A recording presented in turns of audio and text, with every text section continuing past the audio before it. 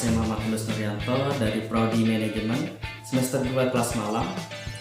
Tidak dapat kita pungkiri bahwasannya ekonomi pada saat ini dipengaruhi oleh teknologi, sehingga memunculkan istilah yang namanya e-commerce atau electronic commerce.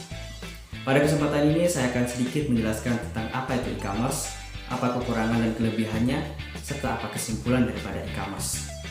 Berikut penjelasannya.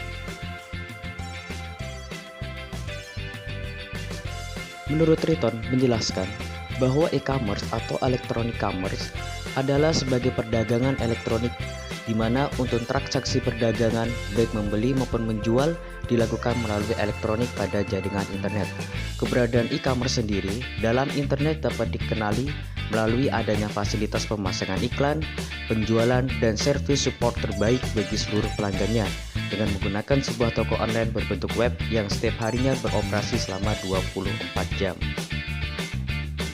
Dalam klasifikasi e-commerce, penggolongan e-commerce yang lazim dilakukan orang adalah berdasarkan sifat transaksinya, antara lain business to business, di mana jenis transaksi ini pembeli biasanya membeli dalam jumlah besar karena akan dijual kembali. Kemudian ada business to consumer, jenis transaksi di mana pembelinya perorangan dan tidak mempunyai tujuan untuk menjualnya kembali, biasanya semacam toko online yang menjual berbagai macam barang.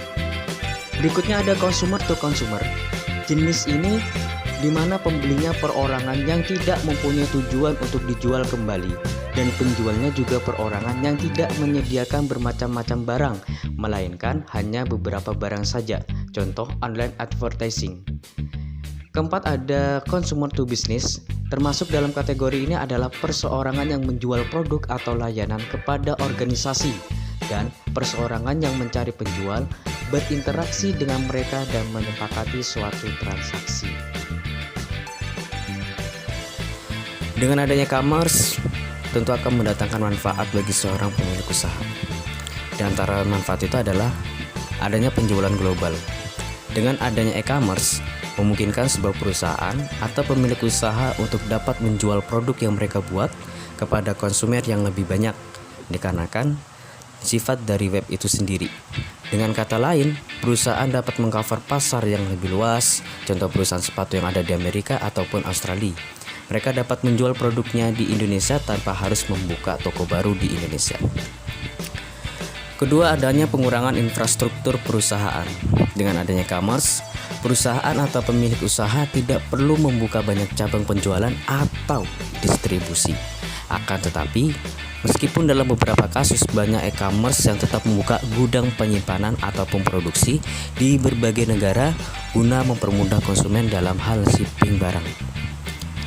3. Adanya pengurangan biaya perusahaan, yang tentu hal ini akan meningkatkan keuntungan bersih bagi sebuah perusahaan. Dengan adanya e-commerce, pemilik usaha ataupun perusahaan tidak perlu mengeluarkan biaya yang berlebih dalam menyediakan banyak toko atau gedung serta pegawai yang banyak. Hal ini akan meningkatkan keuntungan dengan menurunkan biaya operasional perusahaan. 4. Pengurangan harga produk.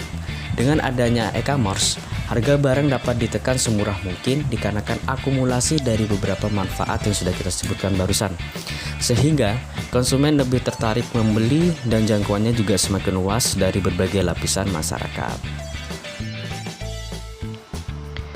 E-commerce dapat memberikan keuntungan bagi konsumen, diantaranya belanja 24 jam non-stop. Manfaat e-commerce yang satu ini sangat membantu konsumen dalam melakukan pengecekan, perencanaan, ataupun langsung pembelian dan pemesanan jasa tertentu. Berbeda dengan toko yang biasanya tutup pada jam malam, seperti toko buku yang hanya terbuka mulai dari jam 9 pagi hingga jam 9 malam. Toko buku online dapat terbuka untuk pengecekan dan pembelian selama 24 jam non-stop. 2. Dapat menghemat waktu. Dengan adanya e-commerce, konsumen dapat menghemat waktu mereka dalam belanja dikarenakan tidak perlu ke tokonya langsung. Cukup buka websitenya, cek barang, pesan, kemudian barang akan terkirim. Ketiga, barang atau jasa yang didapatkan oleh konsumen akan semakin murah.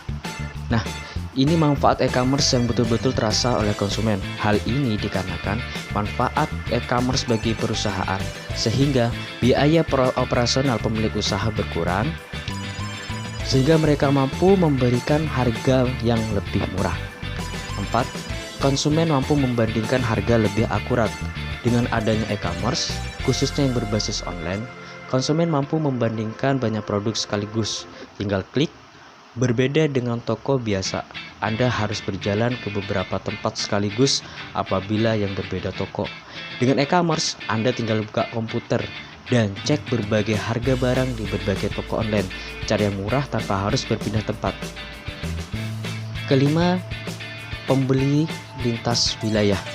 Dengan adanya e-commerce, Anda mampu membeli barang atau jasa dari luar negara sekaligus. Anda tanpa harus keluar negeri. Asik bukan manfaat e-commerce yang satu ini?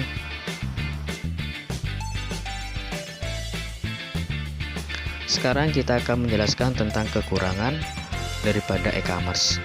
Poin yang pertama adalah barang yang kita pesan tidak dapat langsung kita gunakan, sebab kita harus menunggu proses pengiriman dari produsen kepada konsumen. Yang kedua, kita tidak dapat memastikan barang atau jasa cocok atau tidak dengan Anda, dikarenakan Anda tidak mampu mencobanya secara langsung dan Anda hanya mengira-ngira saja. Yang ketiga, tidak dapat memastikan kondisi atau keadaan barang ataupun jasa, karena kita tidak dapat menilai 100% baik secara objektif maupun subjektif, sebab barang atau jasa yang sebenarnya itu tidak ada di depan Anda. Anda tidak dapat menyentuhnya, mencobanya, dan lain sebagainya. Sebenarnya kekurangan yang ada pada e-commerce di atas dapat diperbaiki dengan beberapa pengembangan. Seperti untuk kekurangan e-commerce pada poin pertama, kita dapat memperbaikinya dengan cara mengubah atau menggunakan jalur transportasi yang cepat ataupun khusus. Adapun kekurangan pada poin kedua dan ketiga itu dapat dihilangkan dengan menggunakan integrasi teknologi yang lebih mapan dan lebih mandiri.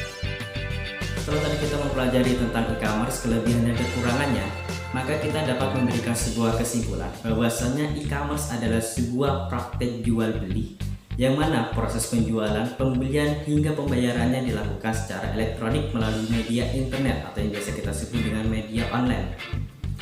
Adapun manfaat dari e-commerce ini dapat dirasakan dari kedua belah pihak, baik dari pihak pengusaha atau penjual dan juga dapat dirasakan oleh pihak konsumen.